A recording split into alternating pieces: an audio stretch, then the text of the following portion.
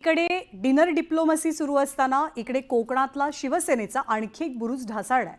राजन साळवींनी उद्धव ठाकरेंच्या पक्षाला जय महाराष्ट्र केलाय आणि शिंदेंच्या नेतृत्वातल्या शिवसेनेत प्रवेश केला। त्यामुळे कोकणात शिवसेना आणखीनच कमजोर बनली आहे। राजन साळवी शिंदेंच्या शिवसेनेत, उद्धव ठाकरेंना कोकणात धक्का, शिलेदारानं सोडली ठाकरेंची साथ। उद्धव ठाकरेंच्या शिवसेनेला लागलेली गळती काही थांबायचं नाव घेत नाहीये।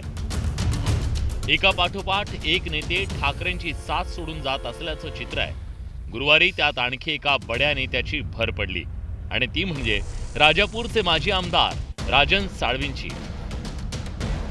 कोकणात ठाकरेंच्या शिवसेनेत जे काही बोटावर मोजण्या इतके प्रमुख नेते उरले होते त्यांच्यापैकी राजन साळवी होते। पण आता साळवींनीच ठाकरेंची मशाल सोडून शिंदेंचा धनुष्यबाण हाती घेतलाय।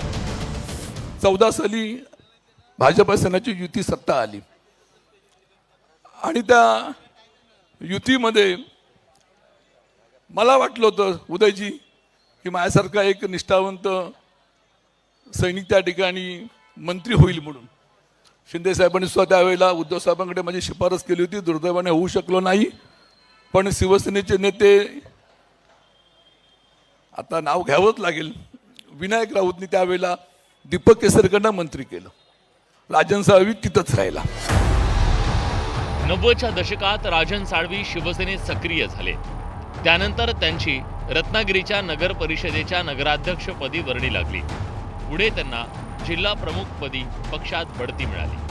2006 साली राजापूर विधानसभा मतदारसंघात पोटनिवडणुकीत त्यांचा पराभव झाला।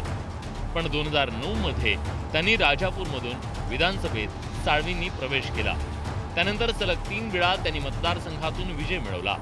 2022 साली शिवसेनेतल्या फुटीनंतर ते उद्धव ठाकरेंसोबत राहिले।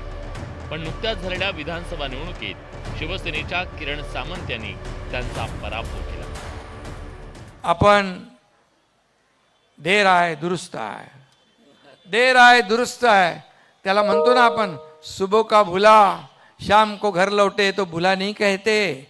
तुम्ही आमच्या परिवारातलेच आहात, तुम्ही आमच्या एक शिवसेना परिवारातलेच आहात आणि खऱ्या शिवसेनेमध्ये तुम्ही सामील झालेला आहात। राजन साळवींच्या शिवसेना प्रवेशाविषयी लाचलुचपत प्रतिबंधक विभागाचा ससेमिरा असल्याचा दावा ठाकरेंच्या शिवसेनेकडून करण्यात आला। गेल्या वर्षी राजन साळवींविरोधात अवैध मालमत्ता जमवल्याप्रकरणी गुन्हा दाखल झाला। त्यानंतर जानेवारी महिन्यात राजन साळवींच्या घरावर एसीबीनं छापेमारी केली। राजन साळवी यांची पत्नी आणि भावाची एसीबीकडून चौकशी करण्यात आली।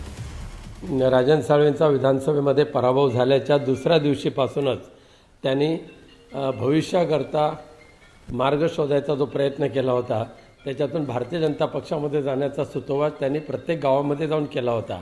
पण त्यांचं दुर्दैव की भारतीय जनता पक्षाने त्यांना दरवाजे बंद केले आणि त्यामुळे नाईलाजास्तव पुनश्च एकदा त्याच ज्यांच्याशी लढले त्यांच्याच हाताखाली जाऊन शिंदे गटाच्या सामंत कुटुंबियांच्या हाताखाली जाऊन त्यांना काम करावं लागतंय। शिवसेनेतल्या फुटीनंतर राजन साळवी, विनायक राऊत आणि वैभव नाईक हे 3 खंदे शिलेदार उद्धव ठाकरेंचा किल्ला कोकणात लढवत होते। पण आता राजन साळवींनी ठाकरेंची साथ सोडल्यानं कोकणात ठाकरेंची शिवसेना दुबळी झाली आहे। Bureau report, news 18 Lokmat.